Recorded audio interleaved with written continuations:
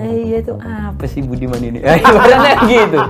Budiman tuh kan saya kira dia orang yang juga belajar sejarah dengan cukup baik. Tiba-tiba kenapa dia kayak orang nggak ngerti sejarah gitu loh dalam kota gitu.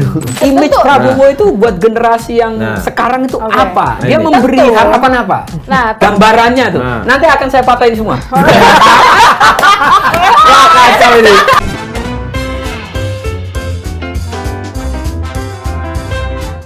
Ketemu lagi di Lanturan, lanturnya pasti, relevannya. Mudah-mudahan. Kalau untuk khusus episode ini belum pakai insya Allah ya nggak sih? Insya Allah Insya Allah relevan. Karena narsumnya baru pulang haji. Kita kedatangan tamu yang masih hawanya Masih ada malaikat, Mas. Malaikatnya masih nempel. Masih panas, bau udara Mekah. baru pulang. Sore, Mas Bung. Sore. Tuang.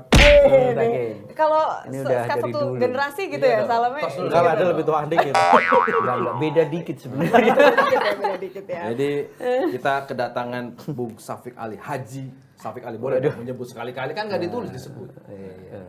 Ini salah satu ketua PBNU. Termuda dong. Iya kan? Termuda. Enggak tahu ya.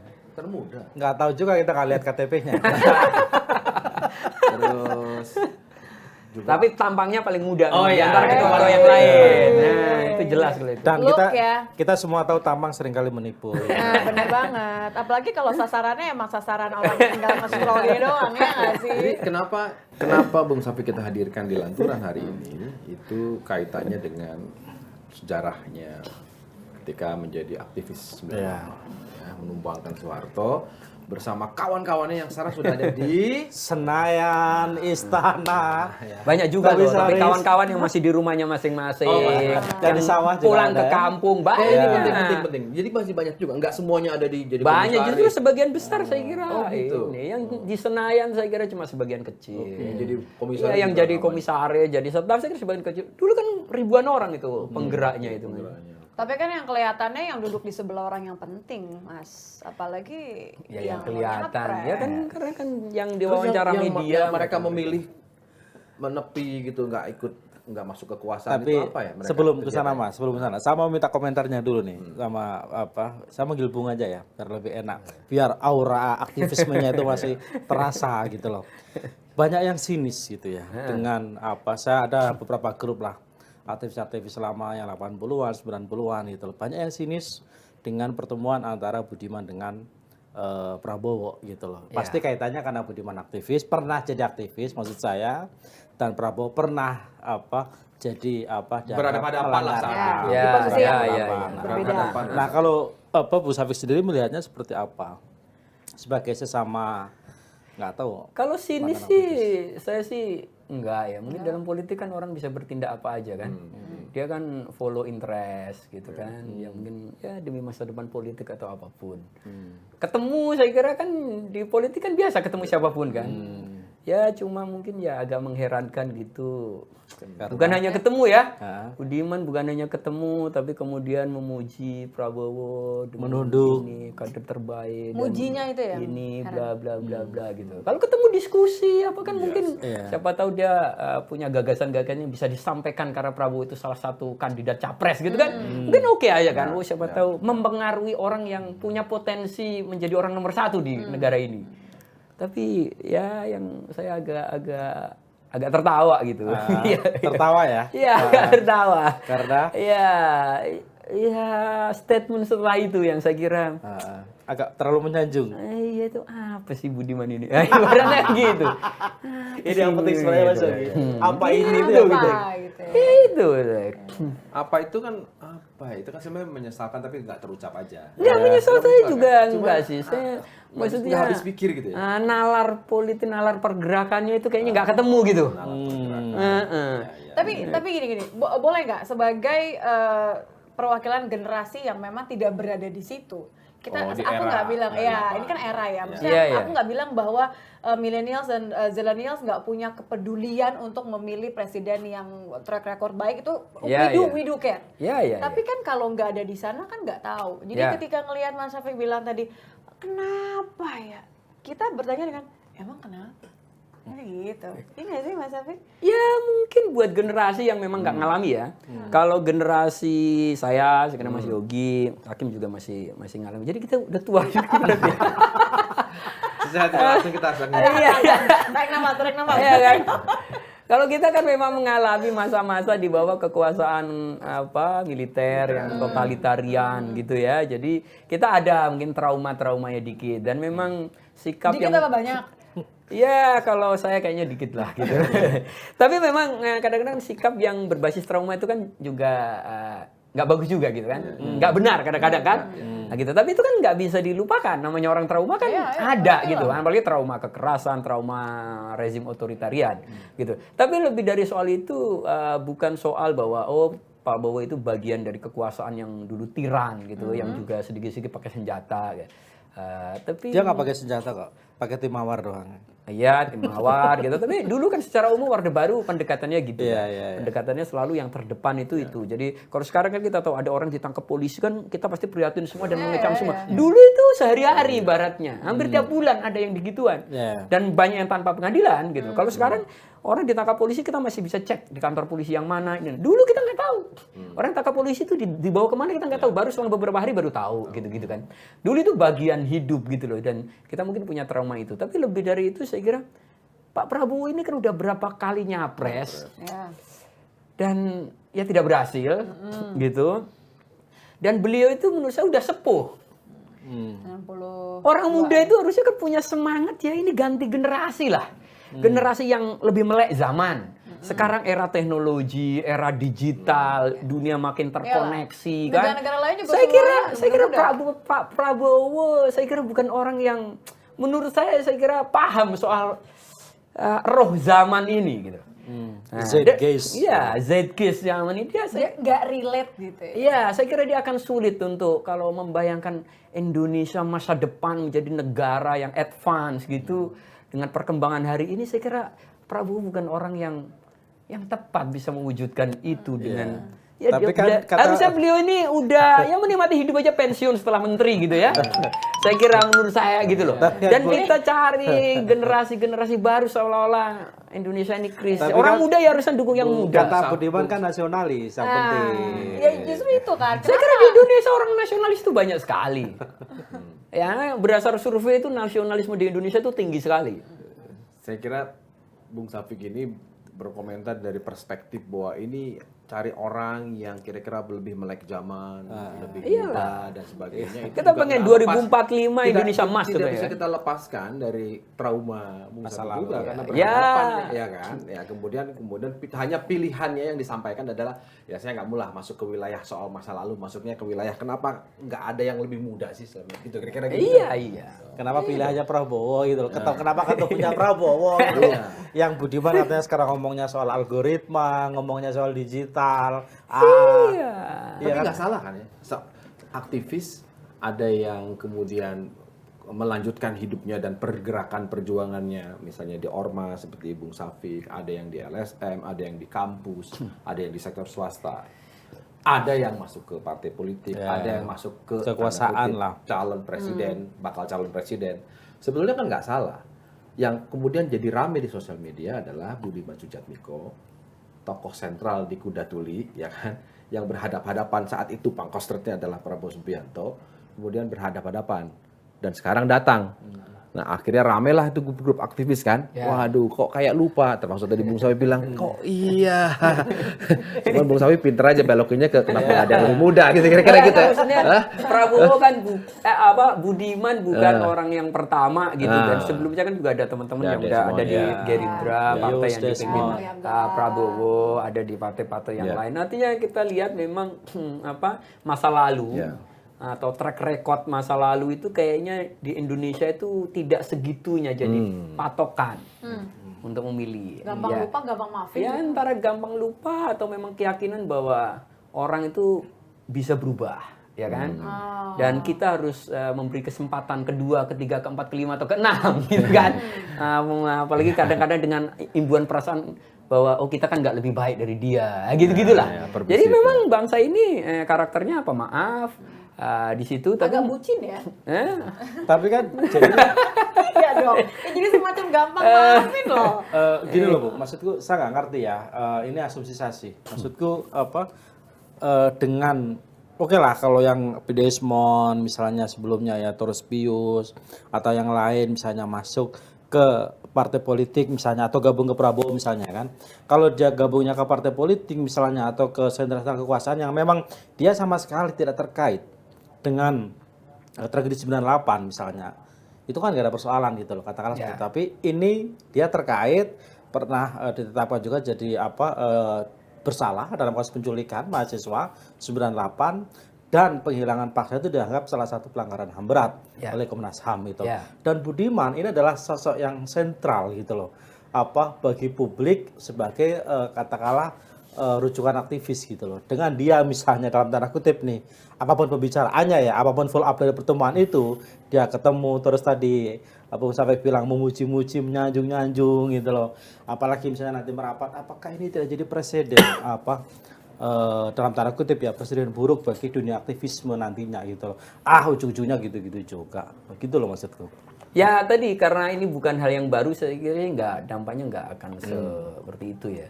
Saya kira banyak teman. Ya mungkin saya kira teman-teman yang memang sangat dekat sama Budiman ya dulu pada di PRD gitu. Ya mungkin pasti gak kecewa saya baca beberapa status teman-teman yang dulu PRD di Facebook dia kan memang kecewa berat ya. Kalau saya kan memang secara personal kan beda organisasi ya.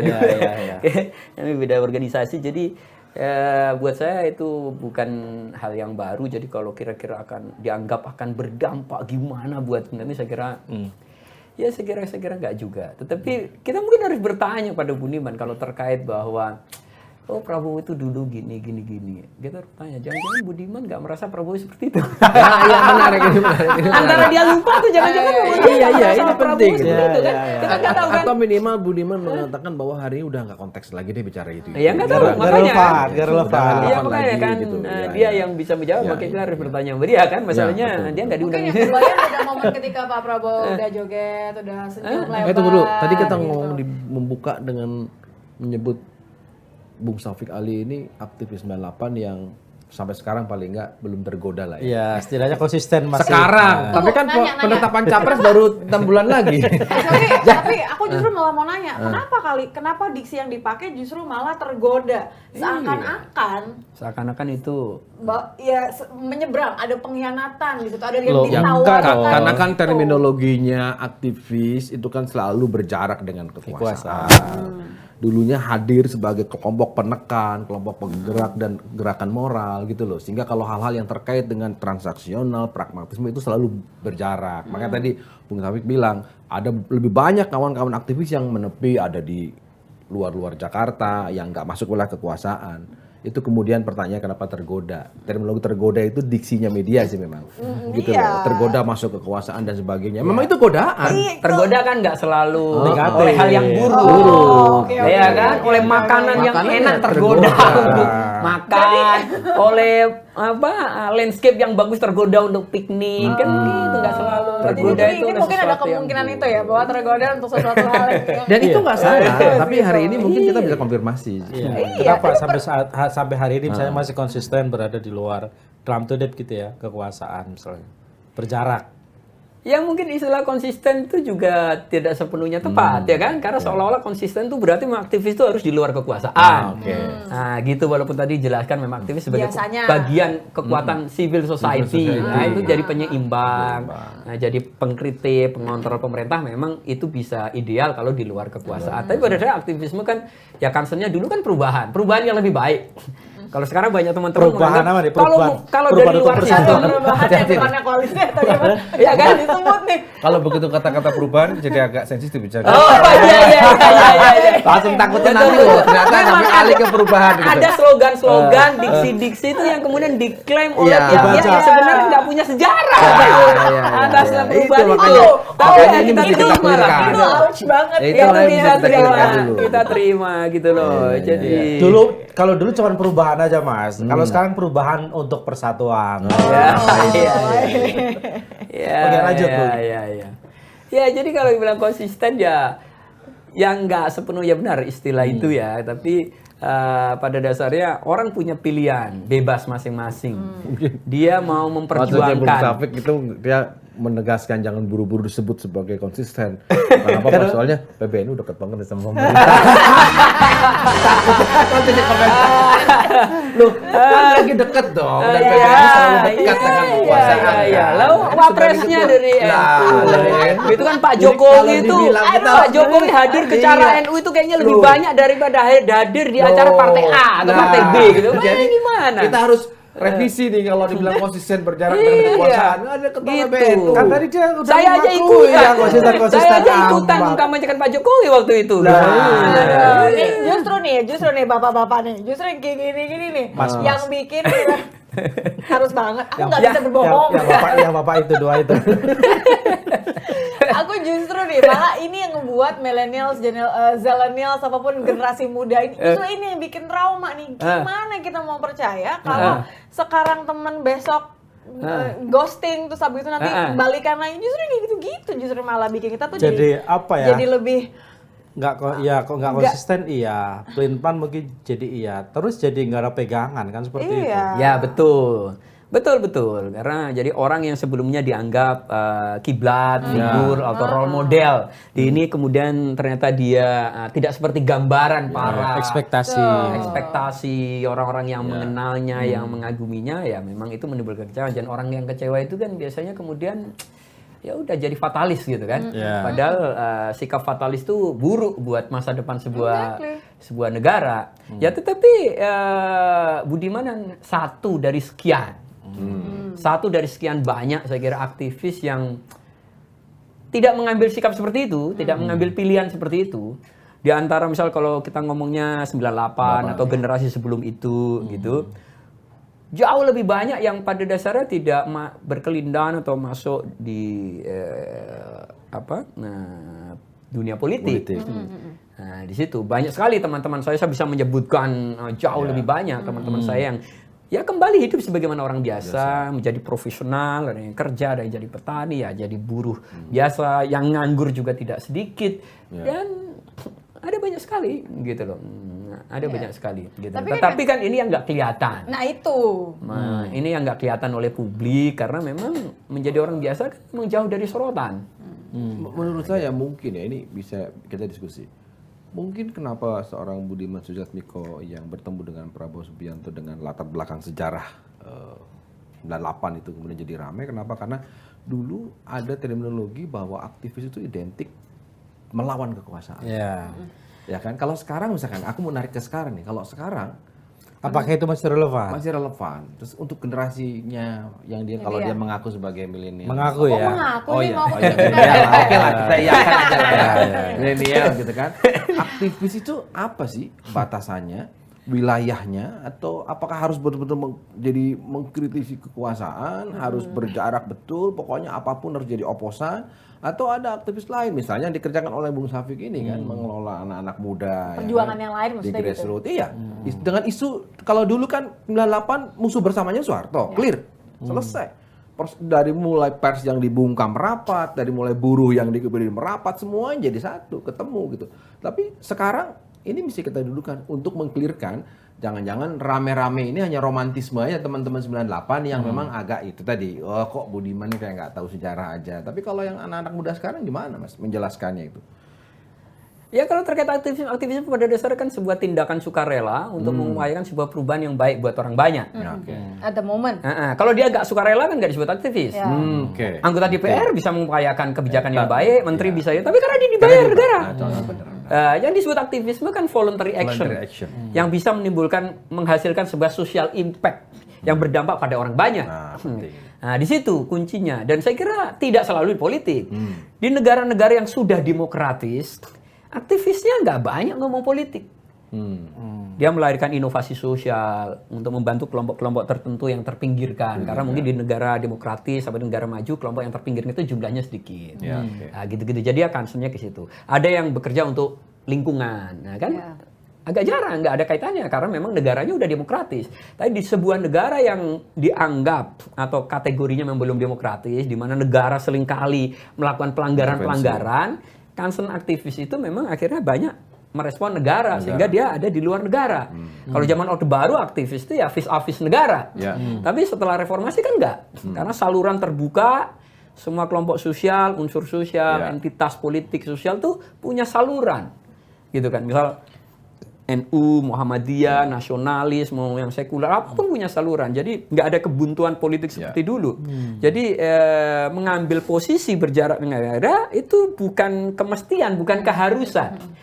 Nah, tetapi yang penting komitmennya pada perubahan lebih baik, kepentingan umum atau tidak. Dan yang membedakannya adalah dia dibayar atau tidak. Kan gitu. Kalau di luar kan namanya aktivisme itu kan sering dianggap misal pro bono. Atau kalau toh dapat bayarannya itu nggak layak lah gitu loh. Memang itu tindakan sukarela ya, cuma ganti ongkos bensin kalau istilahnya, nggak akan bisa buat nyicir KPR istilahnya gitu kan. Kan gitu lah. Justru itu yang lagi dipikirin sama milenial sekarang itu ini menjadi penting. Artinya dalam konteks sekarang itulah gambaran yang disampaikan Bung Safi tadi kan, bahwa hari ini ya tidak kita sudah bisa disebut negara demokratis atau belum? Secara umum saya kira relatively kita demokratis dibandingkan negara tetangga ya, Thailand, Myanmar apalagi gitu kan, negara di India, Amerika sekalipun dari. Jangan-jangan pertemuan Budiman Sujatmiko itu salah satunya untuk membuka pintu, menyadarkan semua bahwa sudah lah, jangan dikait-kaitkan lagi. Gak usah ngomongin soal demokrasi. Iya, ini udah selesai. Ya problemnya adalah Budiman itu kan, saya kira dia orang yang juga belajar sejarah dengan cukup baik. Dia memahami sejarah dunia cukup baik, sejarah Spanyol gitu kan, sejarah ini. Nah, tiba-tiba kenapa dia kayak orang nggak ngerti sejarah gitu loh dalam konteks itu. Itu yang kadang-kadang bikin ketawa gitu. Ini nih obrolan di grup ya? Obrolan di grup. Kok bisa-bisanya gitu ya? Kan pilihan antara dia nggak ngerti sejarah atau tiba-tiba pura-pura lupa. Demensia. atau mungkin dia tahu sejarah, dia paham sejarah, tapi sudah berpuluh-puluh tahun dia mengatakan ini sejarah nggak bisa diapa-apain, cuma bisa dibaca aja. Nah, kemudian dia kaitkan dengan konteks sekarang. Atau memang dia dibutakan oleh situasi, gitu kan, pilihan politik bahwa yang paling rasional. Kalau mau tetap berkarir politik, pilihan rasional ini karena Pak Jokowi mengindikasikan sinyal ke Prabowo itu sangat kuat, gitu kan. Jadi mengikuti arah. Ya follow interest itu tadi. Kemana Presiden Jokowi menunjuk? Kalau yang dia sampaikan kan dia bilang ini Indonesia menghadapi tantangan global, ya kan, butuh soliditas dan sebagainya. Ya itu pun juga bisa dipertanyakan kenapa apa iya itu satu-satunya pintu gitu kan. Justru kalau argumennya itu Prabowo saya kira calon yang paling tidak tepat.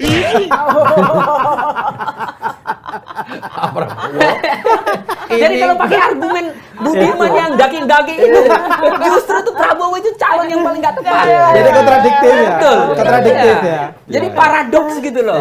Paradoks. Jadi ini tindakan yang paradoksal memang. Makanya ada mantan aktivis yang status Facebooknya saya nggak menyebut namanya. Ya akhirnya mengatakan ya politik hanya menjadi dalih gitu ya. Itu kan dia menyebut ya. Itu tadi. Ya tapi kita nggak tahu ijtihadnya Budiman kan.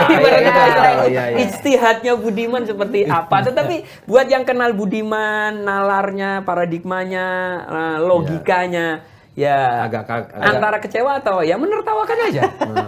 Ya kan menertawakan aja gitu. Jadi kita tertawa aja. Iya. Jadi enggak dia ingin ngomong, harusnya kalau menurut saya mungkin harusnya kalau ketemu Prabowo ya udah ketemu aja gitu loh. Enggak usah pakai pembenaran yang dake-dake gitu ya. Karena ketemu aja. Paradok, gitu. Ketemu aja.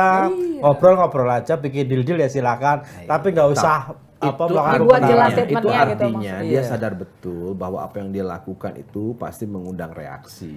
Iya pasti. Iya kan, makanya dia sudah dari awal membuat itu, kemudian ketemu, bahkan ada yang mencibir. Kan bukan hanya ngobrol-ngobrol tapi press conference kan, memberi statement khusus. Justru malah jadi dan kayak ada beberapa yang memperhatikan menganggap Budiman itu menunduk di depan Prabowo. Ada yang ngasih padahal dulu mengepalkan tangan kiri. Bukan cuma tangan kiri Pak, Budiman itu salah satu yang kencang juga ngeritik Prabowo soal 98. Bisa cek lah sejarah kalau tadi Mas Arif bilang itu. Makanya kan ini memang agak aneh tadi.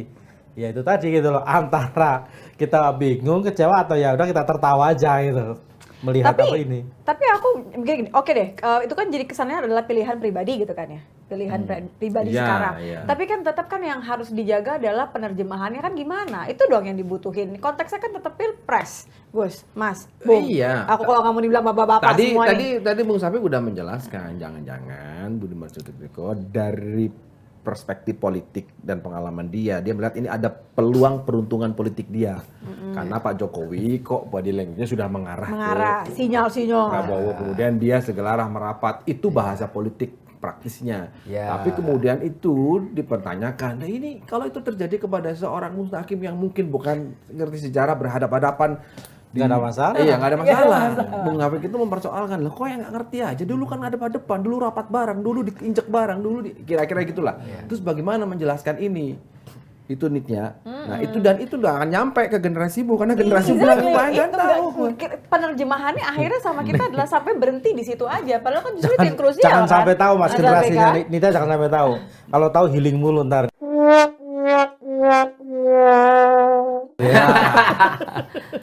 Nah, gimana Bu? Bisa menjawab? Healing salah, mau nyari tahu salah. Bung, Ini kita tuh. Bung Safik ini kan mengelola milenial juga ya. Pemikiran-pemikiran begini kan perlu dicerahkan gitu loh. Orang tuanya jangan-jangan ini yang rame orang-orang tua 98 ini gitu. Betul, karena itu kan yang ada di pikiran kita. Ya nggak satu, akhirnya. saya kira buat orang-orang yang mengenal Budiman, saya kira takjub, ya. Saya kira takjub. Takjub, ya, ini saya termasuk pemilihan diksi. saya termasuk yang agak takjub ya, agak takjub gitu-gitu. Yang kecewa itu mungkin karena punya ekspektasi. Kalau saya kan memang udah bisa memanage ekspektasi gitu loh. Faktor umur. Ya, udah bisa memanage ekspektasi. Udah nggak usah diterusin kalau yang itu tadi.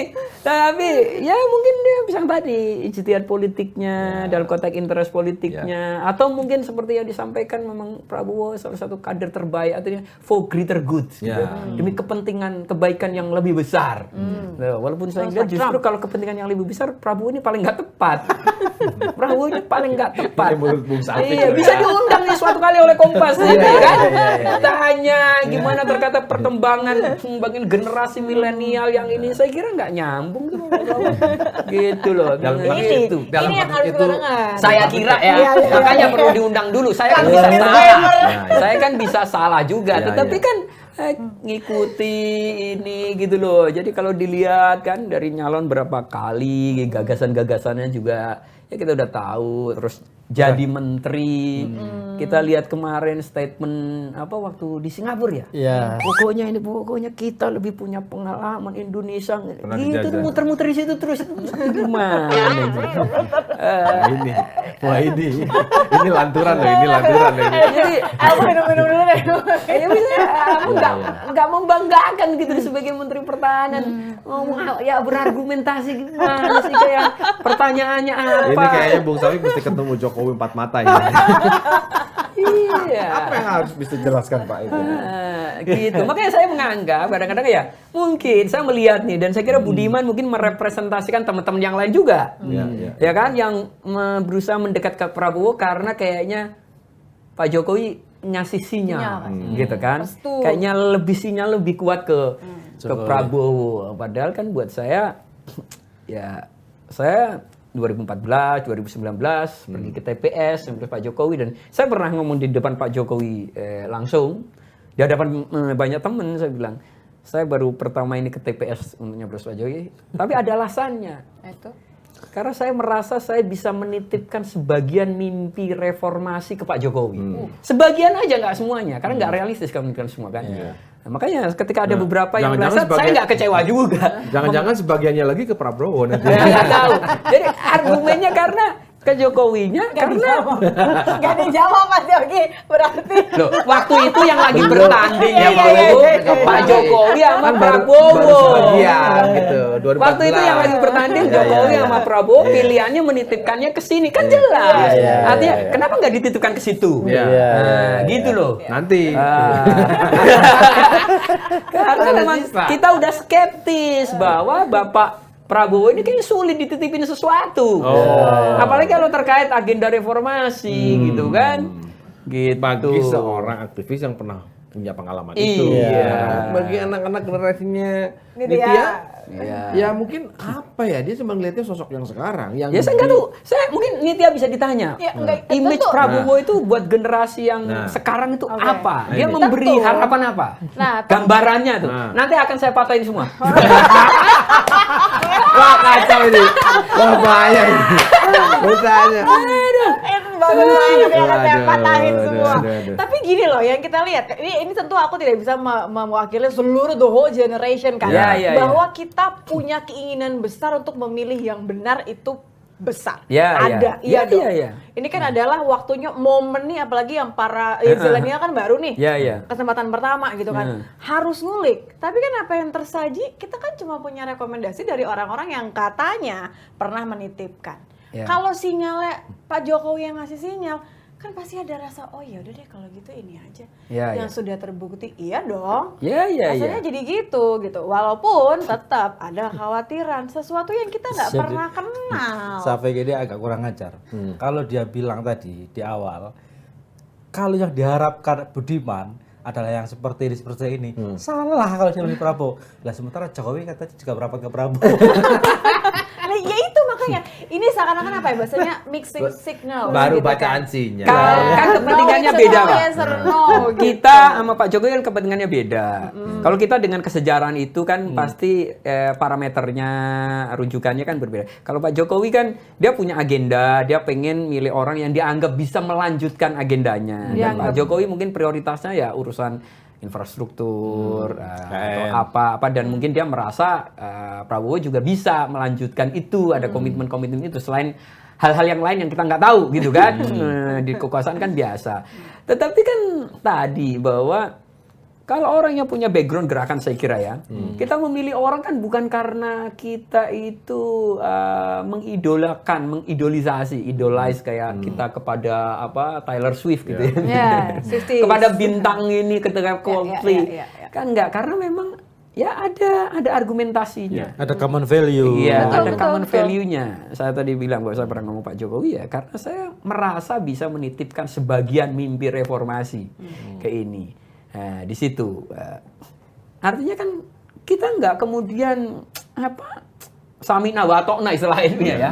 Ke apa yang Pak Jokowi, karena Pak Jokowi punya pertimbangan kekuasaan juga, punya pertimbangan sustainability, agenda prioritas dia, sementara mungkin prioritas kita juga berbeda. Saya kira nggak relevan gitu. Kemudian kalau buat orang pergerakan gitu, ya mengikuti kemanapun Pak Jokowi ini nggak relevan. Ya mungkin buat banyak orang pijakannya itu. Itu satu-satunya pilihan, jalan. Iya, bahwa kemana, kan banyak itu slogannya gimana?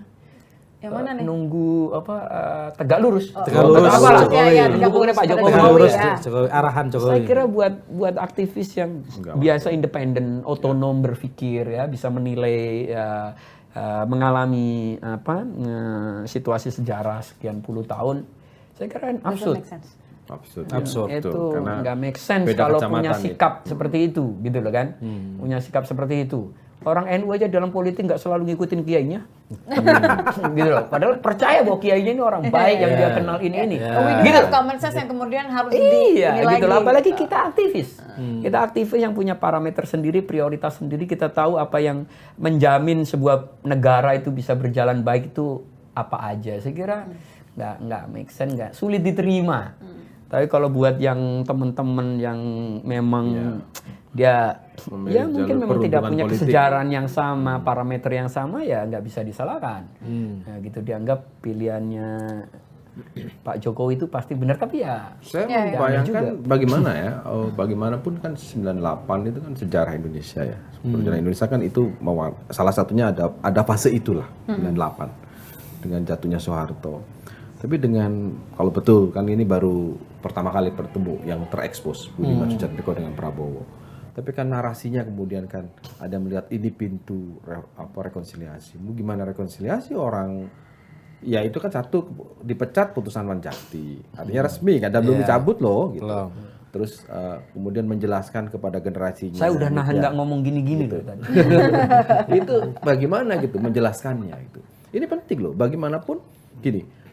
Kita harus menjaga itu, kenapa? Hari ini mungkin dalam konteksnya aktornya seorang Prabowo tidak terjadi apa-apa, tapi berikutnya dalam perjalanan Indonesia kan penting.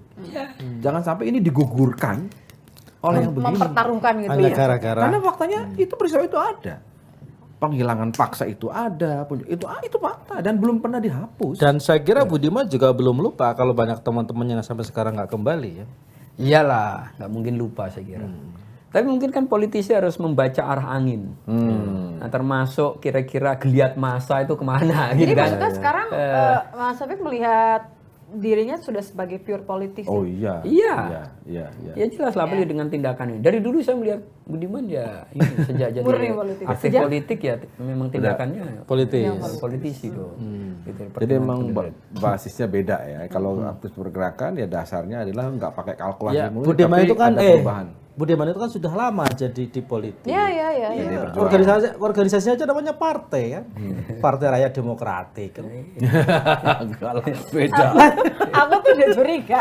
Pokoknya kalau Gus Kim udah begini, Nggak, mukanya artinya udah gini, nggak enak pasti kita kan hari ini tidak sedang dalam tujuan untuk memojokkan Enggak, Iya. kita ngerasa nih, Mas. Ini Cuma bukan ngerasa judgement. dia aja. Buka bahwa kalau ada pihak-pihak ya dan faktanya ada kan orang yang memang kenapa ya kok begitu ya kita paham sejarah menyayangkan tapi ada generasi-generasi mengatakan apa salah seorang aktivis yang masuk ke kampus masuk ke NGO mendampingi masyarakat masuk ke ormas seperti Bung Syafiq masuk ke partai apa mana yang paling salah nggak ada mana yang paling benar nggak ada juga semuanya boleh.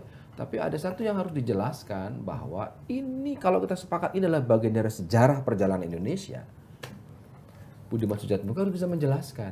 Ini menurut saya gitu loh, menjelaskan bahwa saya terus terang masuknya saya tidak akan pernah menggugurkan apa yang pernah saya alami.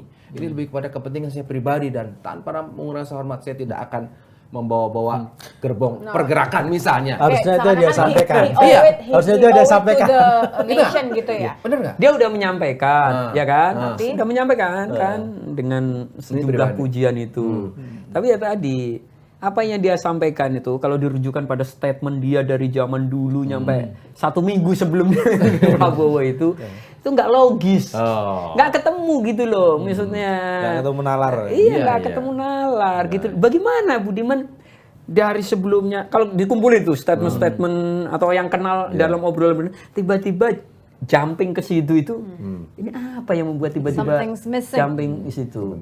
Nah, di situ kan, artinya makanya kan dia politisi, dia melihat arah angin, geliat, kemudian tendensi Presiden Jokowi itu situ dan dia melakukan itu. Tetapi saya ingin memberi catatan. Sekarang memang situasinya itu agak susah ya berapa tahun dulu. Saya kira terutama sejak habis Pilkada Jakarta. Masyarakat kan terpolarisasi sedemikian rupa. Ya. Dan masyarakat yang terpolarisasi itu menyimpan semacam ketakutannya sendiri juga, kekhawatirannya sendiri yang beberapa beralasan tapi mungkin agak berlebihan. Dan dia kemudian mencoba mencari blocking politik. Cantelan politik dan blocking politik. Dan sekarang banyak orang kan jadi mulai nggak peduli track record, nggak peduli masa lalu, nggak peduli ini apa, karena dia sedang dia merasa sedang bertempur dengan sebuah kelompok lain. Siapa yang bisa mengalahkan lawannya ini dianggap ya dia ke situ. Jadi patron. Nah, di situ dia mencari. Nah, sekarang kan petanya jelas bahwa kandidat 3. Saya kira yang baik mendukung ke Prabowo, yang sebelumnya pendukung Jokowi ke Prabowo itu kan sama pokoknya jangan sampai Aniesnya berkuasa kan gitu. Jangan sampai Aniesnya menang. Jangan sampai Aniesnya menang. Kemudian pokoknya siapa yang kira-kira bisa mengalahkan Anies. Nah, untuk bisa mengalahkan Anies tuh yang penting bukan dia gitu dari hasil survei atau presiden ini kemana. Jadi bukan lagi faktor kira-kira siapa yang akan bisa membawa Indonesia ke depan menjadi negara maju 2045 nanti. Siapa yang bisa membawa Indonesia itu lebih bersih, menjadi negara yang lebih clean government gitu. Saya kira orang udah tidak lagi memprioritaskan itu. Dan itu bahaya loh. Iya, buat jelas. demokrasi modern sangat bahaya. Jelas. Tapi in the name of again ya, Zillennials, kita masih peduli kok mengenai hal-hal itu gitu kan. Makanya mungkin aku justru penasaran gimana Mas Syafiq ini kan di era digital gitu kan. Gimana terus kemudian lebih banyak ngomongin hal-hal yang kayak gitu-gitu. Karena tentu kita nggak bisa bilang bahwa jangan pilih ini, jangan pilih itu. Mengedukasi pilih yang lah kemudian pilih yang kemudian checklistnya banyak kan nih yang harusnya kita benar-benar pikirin gitu. Ya sekarang Pak Prabowo kita udah kenal berapa tahun. Dia nyalon berapa kalian? 2009 Wapres, 2014 Capres 2019 capres. Artinya Pak Prabowo itu presentasi di debat capres itu dan itu berkali-kali udah. Dia diwawancara udah nggak keterhitung. Artinya seluruh gagasannya harusnya kalau dicari semua orang udah kenal pada dasarnya. Dan saya nggak tahu misal generasi itu kan beda nih sekarang. Kita tentu banyak sepakat ya kalau ngelihat yang kali ini nih. Mungkin. Ya paling mencoba untuk merepresentasikan sesuatu jadi yang Ditya berbeda. mau bilang gitu. bahwa ada upaya yang dilakukan sengaja oleh Pak Prabowo itu dengan mengubah gayanya. Ya, mengubah mindset. Lebih ramah, Citra. lebih mudah tersenyum. Ya. Ditya bilang itu yang diketahui oleh era sekarang ya hanya itu. Tapi kalau urusan tersenyum banyak orang Indonesia kan lebih banyak yang mampu tersenyum daripada beliau. Ya. Tapi itu sebagai Menteri Pertahanan misalnya, kita bisa sebut nggak? Apa yang membanggakan dari langkah Pak Prabowo sebagai Menteri Pertahanan misalnya gitu, gitu loh. Itu kan dia punya kesempatan, itu kan panggung juga ya. Sebagai menteri itu kan panggung juga. Iya. Di situ Untuk apa membuktikan gitu. gitu Jadi ya. saya nggak tahu generasi sekarang itu melihat itu atau hanya ya citra diri aja yang Citra diri ya. apa body Itu language-nya pertama atau sih tentu. apa gitu. Itu yang disampaikan Bung Safi tadi itu sepertinya menjadi jawaban. Kenapa kita, termasuk kita nih, sampai 6 bulan terakhir ini kita pertemuan ini elit kemarin PKB di Solo ketemu, wah expose-nya pertemuan elit aja. Tapi nggak satu pun yang menawarkan ide gagasan itu yang muncul. Iya, sampai sekarang kita nggak tahu. Nggak ada. Karena tadi faktor polarisasi. Iya, faktor polarisasi. Pokoknya asal bukan ini, pokoknya aku nggak mau Faktor ini. polarisasi itu membuat orang saya kira memang menafikan gitu, menyingkirkan dulu Ya. pertimbangan-pertimbangan, parameter-parameter yang saya kira sangat dibutuhkan kalau kita pengen negara ini menjadi negara yang jauh lebih maju gitu loh. Ya, Di itu situ. mengutip statementnya Fahri Hamzah kalau aku nggak salah, itu ya pemilu 2024 ini kalau begini ini itu hanya menyediakan ceruk saja kata gitu. Ceruk anti Jokowi, ceruk anti 212 misalnya itu dan ceruk-ceruk yang lain seperti itu. Jadi bisa jadi pada ujung-ujungnya ini bisa berujung pada politik kebencian, cuman yang mungkin lebih soft gitu ya, yang tidak terimplementasi dalam benturan-benturan yang sifatnya keras seperti itu. Nah, sebenarnya kan kalau soal isu bahwa memang tidak ada politik gagasan, baik di koalisi, baik di pilpres. Sekarang tidak hanya koalisi ya, Mas Yogi ya, tidak hanya di koalisi lah. Tapi di pilpres hari ini misalnya, siapa sih yang sudah benar-benar ya menawarkan gagasan, ide, belum ada. Bagaimana dia akan membawa Indonesia ke depan itu seperti apa? Termasuk yang klaim katanya akan membawa perubahan itu misalnya. Sampai hari ini setidaknya saya tidak menangkap gagasan yang genial tentang itu. Karena yang dikedepankan itu tadi citra diri, figur, kemudian ditangkap di juga oleh endorse masyarakat. siapa. Iya, orang lebih kepada fanatisme, bukan lagi. Sehingga kalau udah fanatisme itu kan apa bahayanya? Tidak akan kritis. Kenapa? Karena sudah itu nih, aku udah ngefans. Maksudnya what I'm saying adalah yang dipertanyakan oleh pemilih muda ya dan juga pemilih pemula sekarang adalah bukan kita tidak udah jujur. Yang diperhatikan pemilih muda. Sini. Iya. Oke. Ya, kita tolong ini jangan diedit ya biar dia senang, jangan di-cut yang bagian ini. Ini nih niatnya apa diklaim langsung kan ini kayaknya udah jadi. Dia kebanyakan ngobrol sama politisi. Ya, udah berasa klaim. Ya, intinya adalah bahwa jadi lupa kan dia mau ngomong apa gara-gara kebohongan tadi itu. Makanya Boya kalau mau bohong tuh jangan ngomong generasi loh, Gus Kim. Tapi nih, pokoknya nih kalau sekarang orang kan beginilah ya. Kita tuh hari ini betul Bung Safik juga. Kita tuh sudah tidak bisa. Kenapa? Angkanya suara anak bangsanya Litbang Kompas Gramedia itu berapa? 60%. 60%. Itu begitu mereka di riset, itu mereka nggak bicara loh soal dia bicaranya gimana gue dapat rumah, gimana nanti gue itu. Ingat, sekarang ingat. Jangan digangguin lagi ya. Iya kan? Jangan digangguin lagi. Itu bahwa sebenarnya kita mau, kita yakin bahwa hal-hal yang jauh lebih penting, ngomongin soal lingkungan, kita pengen dapetin generasi emas gitu kan. Dan gimana cara untuk mencapainya? Jadi seakan-akan bahwa ketika ada kekhawatiran generasi yang sebelumnya, ini kok aktivis 98 membantu segala macam, bukan kita nggak peduli. Iya. Bukan kita tidak peduli, tapi kita tidak paham bahwa yang lain tuh lebih banyak loh. Bagaimana perempuan-perempuan yang kemudian harus menjadi tulang punggung misalnya kena imbas pandemi nggak selesai-selesai sampai sekarang. Belum lagi harga tanah yang naik nggak memungkinkan untuk kita punya rumah. Hal-hal yang sangat real kayak gitu. Betul loh. Saya kira generasi sekarang secara umum saya kira secara politik tuh saya kira jauh lebih aware ketimbang generasi dulu. Karena akses informasi jauh lebih banyak. Mereka bisa membaca berita, menonton ini YouTube dan segala macam lah. Saya kira lebih banyak. Tapi memang hierarki prioritasnya berbeda. Buat generasi mungkin seperti saya karena tadi mengidap trauma juga. Jadi value atau kepentingan terkait demokrasi gitu, anti kekerasan itu tinggi, prioritas yang ada di tinggi. Generasi sekarang karena pada nggak mengalami itu dan memang menikmati suasana yang cukup demokratis, prioritasnya tadi rumah, ketersediaan rumah yang layak, yang affordable gitu-gitu. Dan tapi sekarang kan juga belum ada kandidat capres yang ngomongin itu yang kita bisa meyakininya capres A atau dari 3 ini yang kira-kira bisa memecahkan problem itu. Iya. Dulu itu ada sih. bukan masalah pakai baju warna apa loh. Jadi calon gubernur sih. Oh iya, menjanjikan DP 0%, tapi kan katanya realisasi nggak ada gitu kan. Betul. Gitu-gitu artinya kan itu sekarang memang isu yang saya kira di generasi milenial tuh mengena. Nah, tapi sekarang generasi milenial sekarang kan kita tahu kalau terkait itu kan terkait harus ngomong undang-undang agraria ya.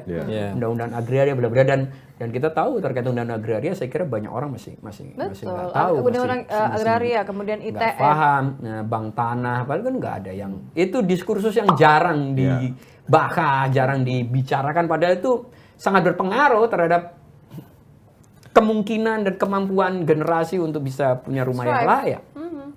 Tapi sebenarnya gini nggak sih, saya mau tanya sama Nitya juga dan mungkin juga Bung Syafiq gitu ya. Buat generasi hari ini misalnya, apakah masa lalu misalnya reformasi 98, penculikan mahasiswa, kekerasan politik ya entah kuda tuli misalnya, entah kerusuhan Mei 98 segala macam itu menjadi salah satu preferensi misalnya dan sesuatu yang dipertimbangkan oleh untuk pilih gitu maksudnya.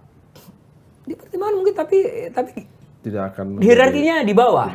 Prioritas nomor sekian. Karena kan trauma itu kan tidak kemudian di pass on to the next generation kan gitu kan. Maksudnya kita hanya kemudian mendengar jadi bahwa kita tidak bicara trauma ya, kita bicara sejarah yang tadi disebut oleh Mas Yudi. Pemahaman sejarah itu nih. Paham. Maksudnya gini, sejarah itu adalah sesuatu yang kita harus pahami dan kemudian berpikir secara logika bahwa ketika itu terjadi tidak diputus, ini akan terjadi lagi. Siapa kemudian orang-orang dan dalam yang kemudian konteks pemilu, kalau kita mengatakan bahwa pemilu itu kita jadikan sarana untuk pergantian kepemimpinan untuk Indonesia yang lebih baik misalnya, itu menjadi penting atau enggak bacaan sejarah itu menjadi referensi utama atau tidak oleh anak-anak muda. Nah tadi Bung Syafiq mengatakan itu jadi prioritas sekian. Karena itu tadi membayangkan, nggak usah membayangkan anak generasi tanpa bermaksud mengabaikan bahwa generasi muda nggak tahu sejarah gitu ya. Tapi kan Bung Syafiq tadi Budiman saja yang sejarahnya nglotok. Itu poinnya.